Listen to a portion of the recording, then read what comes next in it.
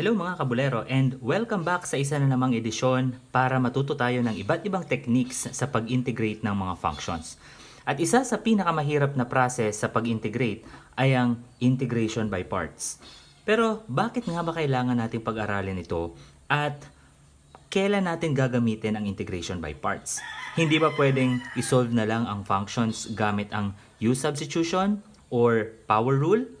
Well, may mga functions talaga na kung saan hindi kayang masolve gamit ang integration by simple substitution or direct substitution.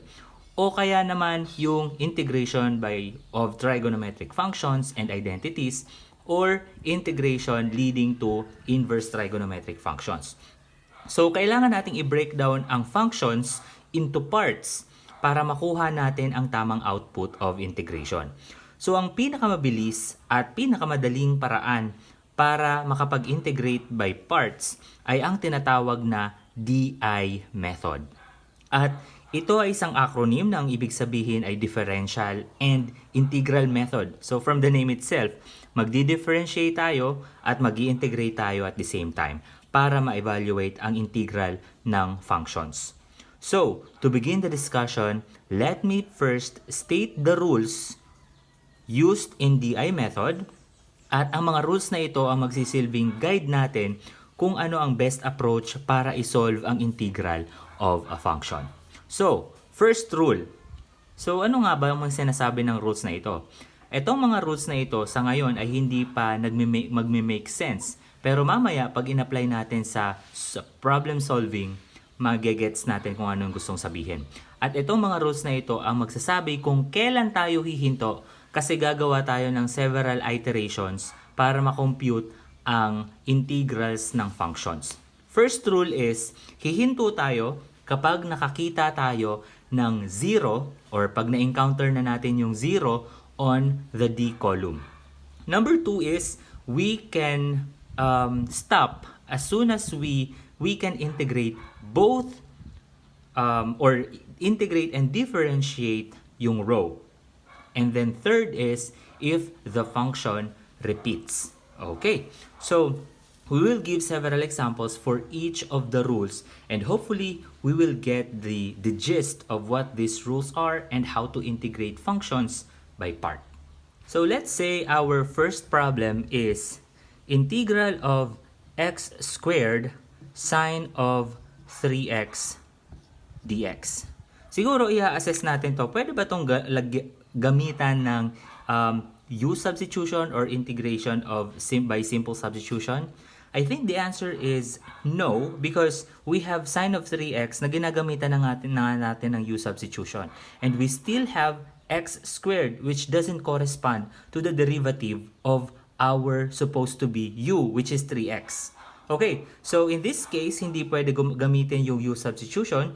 Gagamitin na natin ngayon ang DI method. So to begin our process of solving DI method, we will create a table. Siyempre, parang divided sa dalawa, we have for the derivative side and then for the integral side. And then we will assign several signs here, which is alternating, plus minus and plus minus. It depends. These are the number of the iterations or the number of steps na gagawin natin yung simultaneous derivative and integral. So right now, we will think of a function na nasa given natin na pwede nating i-derivative or pwede nating i-integrate. In this case, meron tayong guiding principle, which are the rules. And this one is applicable yung rule number 1, wherein it says, if we encounter 0 on the D column, hihinto na tayo. Okay, so siguro maiisip natin na kapag kinuha natin yung derivative ng x squared, darating ang point na magzi-0 siya. So ito yung pinaka-best na approach for this problem. Kasi nga, what if naisip mo si sine of 3x ang gawin mong derivative or nasa D column? May point ba na magzi-zero out yung sine of 3x? I think hindi. So yung sine na yan, it's a trigonometric function and pag kinuha mo yung derivative, mag-flip lang siya from sine to cosine And then if you get the derivative of cosine, you will get negative sine. And then if you get the next derivative, you will get negative sine again. So mag-flip lang siya from sine to cosine. Versus if you get x squared on your D column, you will get a 0 eventually. So x squared, derivative of x squared, it's 2x. Derivative of x squared is 2x. And then if you get the next derivative or the second derivative of x squared, makukuha mo is 2. And then derivative of a constant, you will get 0. So from this point, hihinto na ako. Okay, on the other side, I have my sine of 3x. And you can still remember if we were evaluating integral of sine of 3x dx, di ba kailangan natin gamitan to ng u substitution, wherein we will let u is equal to 3x, du is equal to 3 dx, and our dx is equal to du over 3. So, ibig sabihin pala, kapag kinuha ko yung integral nito, magkakaroon siya ng 1/3 and then the integral of sine of u du. Okay. So, if that's the case, mag-generate lang pala ng 1/3. Tapos, kukunin ko na ngayon yung integral ng sine u du. Tapos, ipapasok ko yung value ng u, which is 3x, eventually. So, integral of sine is, of course, negative cosine. At magkakaroon siya ng negative dito. Ilalagay ko yung 1/3. And then, cosine of, what is my u? That's 3x. Okay, so that's the first integral. Second integral is, syempre, magge-generate na ngayon siya ng negative 1/3 dito. At kapag kinuha ko ulit yung u substitution, magge-generate ulit ng another 1/3 at magmumultiply lang siya dito sa dating negative 1/3. So, integral of cosine, it will generate into, or it will lead to sine, which is positive. So, positive times negative, magiging negative siya. And then, magiging 1/9. So, integral of cosine, that is sine of 3x. And then, let's get the last integral. Kasi dito tayo hihinto sa row na ito kung saan nakakuha tayo ng 0. So, another 1/3 will be generated. And then, alam naman natin, integral of sine is negative cosine. So, negative times negative, it will lead to 1/27, which is positive. So, cosine of 3x, and that will end our table for this specific problem. And once we already generated our table, tandaan natin na mayroong mga arrows tayo na susundan para mag-gets natin kung ano yung imumultiply natin. Okay, so eto yan, parang nakaslanting na arrow. And then, what will happen is, yung arrow na yan, yung magsasabi kung ano yung mga terms ng ating final answer. So, kukunin lang natin yung product ng first term and then ng second term. So, in this example, I have my negative 1/3. Kukunin ko si x squared. Ilalagay ko ngayon yung trigonometric function, which is cosine of 3x. So, tapos na ako dito. Next, I have my negative 2x multiplied by negative 1/9. So, magiging siyang positive. Magiging 2/9, tapos x, and then sine of 3x. That's my second term. And my third term is plus 2, di ba? Multiplied by 1/27, that's positive 2/27. Kunin ko ngayon yung cosine of 3x. At huwag kalimutan maglagay ng c.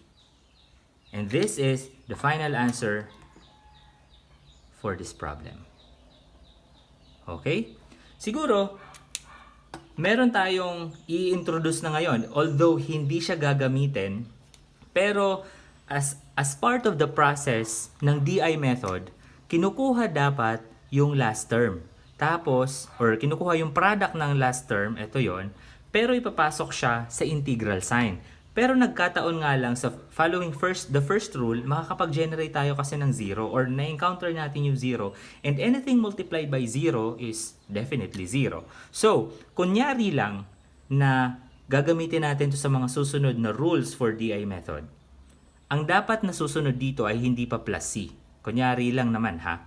We have the third term which will be negative siya. So, integral of 0, dapat ganito yon, multiplied by 1 over 27 cosine of 3x.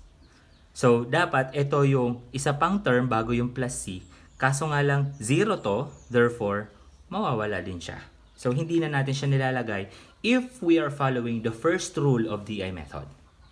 Okay, so that's it for the DI method following the first rule. We will now proceed to the second rule, to the sample problem for using the second rule. So our second problem is integral of x raised to 4 ln of x dx. Okay, so we will set up our table. Alternating signs, plus minus, hindi natin alam kung ilan. So, we have our two different sets of functions. We have x raised to 4 and we have ln of x. So, sa tingin nyo, ano kaya dito ang pwede natin gamitin as our d or as our x or I column? So, ln of x, literally, kung titingnan natin, hindi natin siya na-discuss sa u substitution. Bakit? Hindi kaya ng u substitution isolve ang integral of ln of x. At ang ln of x is a very special function na kung saan gagamitan mo talaga siya ng integration by parts. So in this case, si ln of x ay hindi pwedeng nasa integral section. Kasi nga, integral of ln of x is integration by parts na already. So if we will use ln of x sa integral side, edi mag-integral lang tayo ng ln of x which is using integration by parts. And then we will also add up yung sa derivative side which is ambiguous. So now we will use ln of x dito sa derivative side. Okay? And then we will use x raised to 4 dito sa integral side. And also, if you will think of it, x raised to 4, kung ilalagay natin sa derivative side, ilang iterations ba bago ka makakuha ng 0? Sobrang dami. Magiging 4 muna siya, 3, 2, 1, and then pagka nakuha mo na yung constant, doon pa lang siya mag-zero out. Okay? So, medyo matagal or madaming iterations. Now, what is the derivative of ln of x? That is definitely 1 over x. Okay? And x raised to 4, integral of it is x raised to 5 over 5. Ngayon, kung itutuloy ba natin to, kasi meron tayong tatlong rules, di ba? Our second rule is if we can integrate or differentiate a row at the same time. Nangyari ba yun dito sa problem na to? The answer is yes. So if we will continue integrating and differentiating these two functions, 1 over x, pag kinuha natin yung derivative, di ba mag-add up lang yung exponent niya kasi ngayon, x raised to the negative 1 na to. So sa derivative, minus 1 yung exponent, so magma-minus lang siya mababawasan lang siya ng another negative 1, ng another 1. So, magiging 1 over x raised to the negative 2 or 1 over x squared, 1 over x cubed, 1 over x raised to 4, and so on and so forth. So, hindi siya magzi-zero out talaga. Now, yung x raised to 5 over 5, anong mangyayari dito? Di continuous din siya kasi magpa-plus tayo ng exponent ng isa. So, in that case, hihinto na tayo kasi na-meet niya na yung second rule. Wherein, if we can integrate both yung row na to, integrate and differentiate yung row na to, then we will apply the second rule. So, what will happen is, let's just multiply 1 over 5 x raised to 5th ln of x. So, that's our first term. And that's positive. And then, ano nga ba yung gagawin natin dito? And ito yung pinakita ko sa inyo kanina na kapag i-multiply natin yung isang row, ipapasok natin siya sa integral sign. And then, since this is negative right here, maglalagay ako ng negative. We have integral of 1 over x, and then multiply ako ngayon ng x raised to 5 over 5. Okay. And then don't forget, we have the dx. So, kopyahin ko lang to kasi wala tayong gagawin dito. X raised to 5 ln of x minus, ano mangyayari dito? Eh di etong x na to, makakancel out kasi meron tayong component ng x din na nasa taas. So, magiging 4 na lang ito. And still, we have 1 over 5th. So, ilalabas na natin siya sa integral sign. And then, we have integral of x raised to 4 dx. And what will happen? Kopyahin ulit natin. X raised to 5 ln of x minus 1/5. Anong mangyayari dito sa x raised to 4? Eh di magiging x raised to 5 over 5. And then, we will be generating the plus c right now. And final answer would be x raised to 5 ln of x minus, syempre mag-accumulate to, mag-multiply siya. So, 1 over 25 x raised to 5 plus c. So, this is the final answer for this problem, following the second rule of the DI method.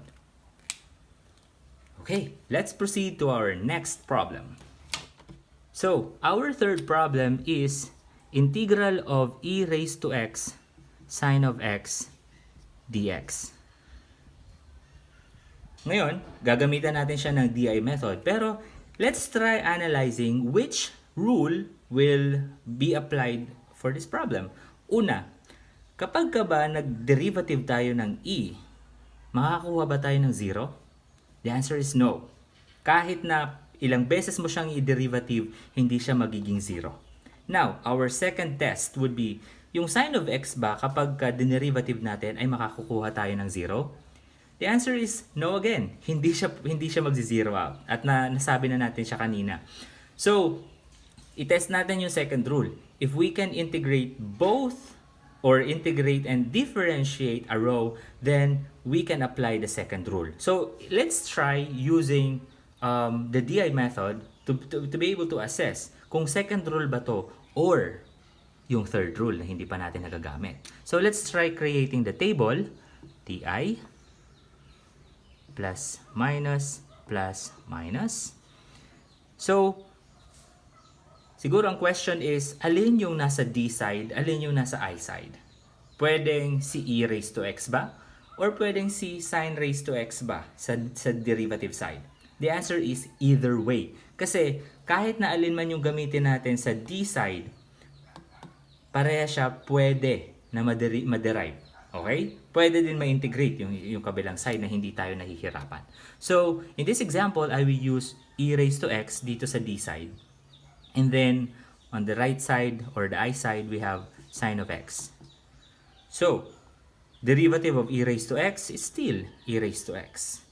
Integral of sine of x, that's negative cosine of x. And then, let's try resolving another one. Derivative of e raised to x is still e raised to x. And then the integral of negative sine of x or negative cosine of x is negative integral of cosine of x, that's sine of x. Okay. So in this case, siguro napansin natin, kanina, pwede nating ma-integrate or ma-differentiate. Therefore, rule number 2 may apply on this part. At pwede na tayong huminto, di ba? Pero, siguro mapapansin nyo, anong nangyari dito? Integral of or e raised to x minus sine of x. At ipapasok natin to sa integral sign. So, if I will write down this function, so kukunin natin muna yung product ng mga nauna. So, we have e raised to x and then negative cosine of x. That will be negative e raised to x cosine of x. And then we have negative, magiging plus. So, e raised to x sine of x. Pero ano yung pangatlong term? Yun ay minus, negative si sine. Integral of e raised to x sine of x dx. So kung mapapansin nyo, ito yung sinasabi sa third rule, which says function repeats Ano nga ba to? Eh di ba replica to nito ng original function? So what will happen is we will follow a different process of solving this problem. So in this case, pagka naulit daw yung function, okay? Ito yung magiging determiner. If naulit yung function, ito yung gagawin. Mag-iisip tayo ng parang conjugate niya. Ano nga ba yung conjugate? Parang reverse ng sign pero halos magkaparehas lang din ng components. So in here, ano nga ba yung parang conjugate nito? Ito yung integral of e raised to x, which is positive kasi itong isa is negative. So para ma-cancel out natin ito, kailangan natin ng positive na integral of e raised to x sine of x dx. And at this point, pwede na natin siyang i-cancel out. Pero hindi naman pwede na nag-add tayo sa kabilang side. Wala tayong gagawin sa left side.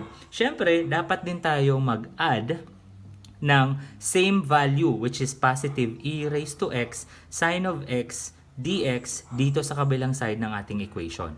So, kung ganito yung nangyari, dito pala, makakapag-generate siya ng, since meron ditong 1, di ba? Meron yung 1 na coefficient dyan. Mag-add up yun, magiging 2. Okay? 2 integral of e raised to x sine of x dx.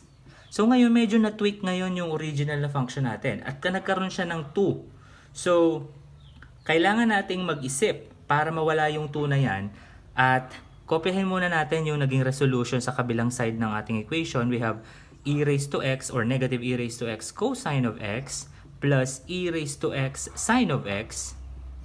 And what will happen is, para matanggal yung 2, let's divide both sides of the equation by 2. Diba? So, let's cancel out 2 para maibalik natin siya sa original na function. Okay? So, what will happen next is, original function na ngayon, ang nasa left side. Which is parang wala tayong ginawa. Wala tayong inedit dito sa left side. Pero sa totoo lang, meron tayong ginawa para ma-cancel out. Kasi kapag i-resolve natin ito na integral e raised to x sine of x, parang ang nangyari, sinusolve pa rin natin yung original na function at isosolve natin ulit yung ganito, parang magluloop lang tayo, paulit-ulit at paulit-ulit hanggat sobrang haba na ngayon ng ating function at hindi natin siya masasolve.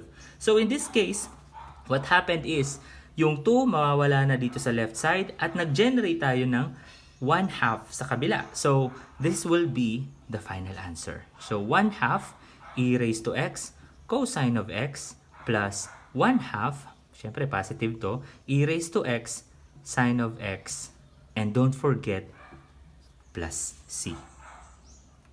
And that's the final answer for this problem following the third rule of the DI method.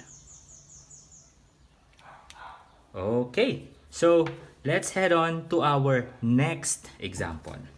So our next example is the controversial ln of x dx.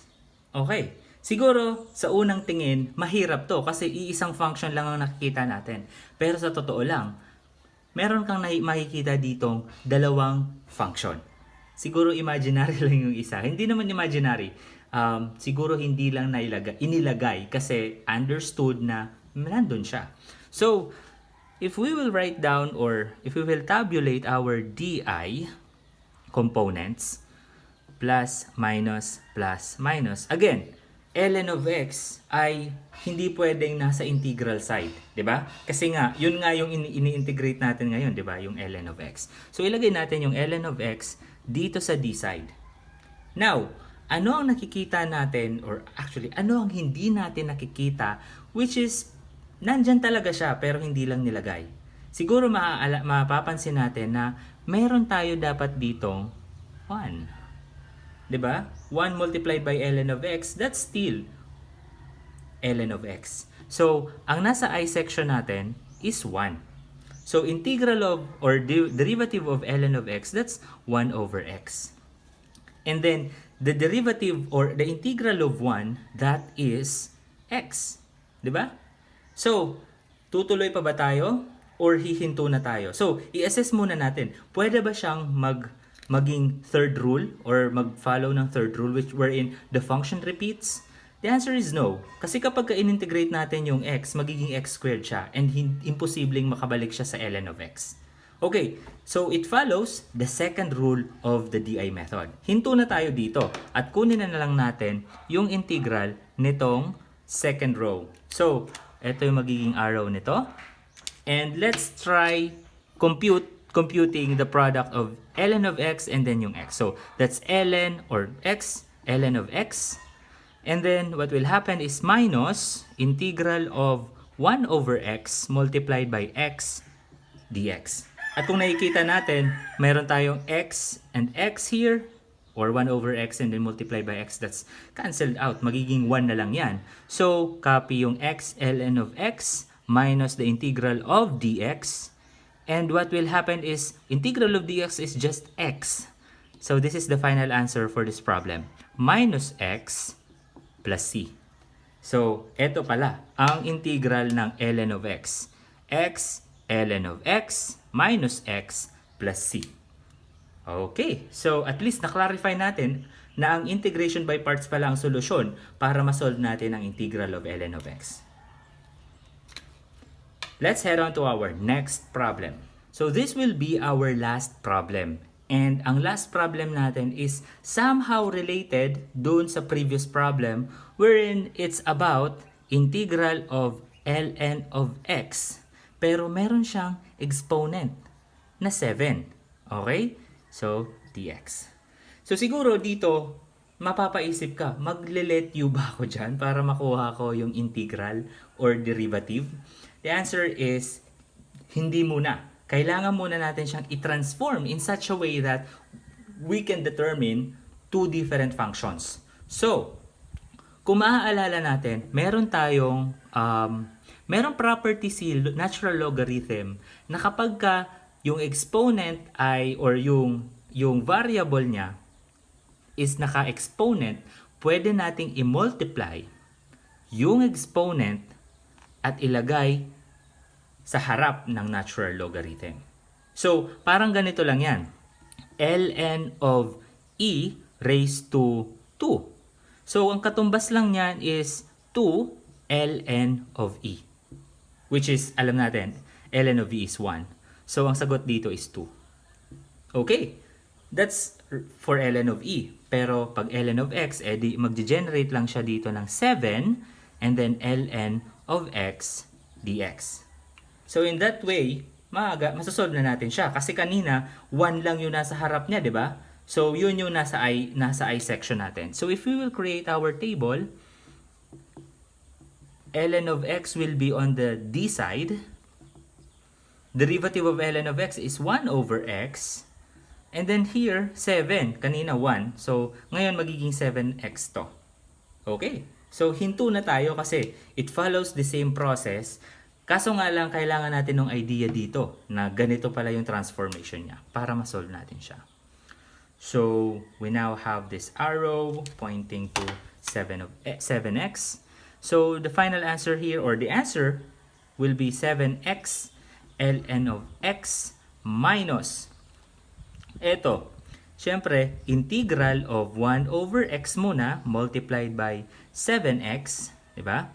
Dx. Kaso nga lang, meron silang common, pwede natin makancel out, therefore 7x ln of x minus the integral of 7 na lang. At ilabas na lang natin si 7 since constant siya. So, 7 dx. And the final answer here is 7x ln of x minus 7, integral of dx is 7x plus c. So this is the final answer to our last sample problem for integration by parts. And hopefully, may natutunan kayo sa ating discussion ngayon about integration by parts. Kung hindi nyo pa alam yung DI method, I highly recommend to use DI method if you are integrating by parts. Okay, so don't forget to watch our succeeding videos about integration by partial fraction and also some examples about definite integral sa mga susunod na videos. So thank you again mga kabulero and see you on my next video. Thank you so much. Please don't forget to like and subscribe.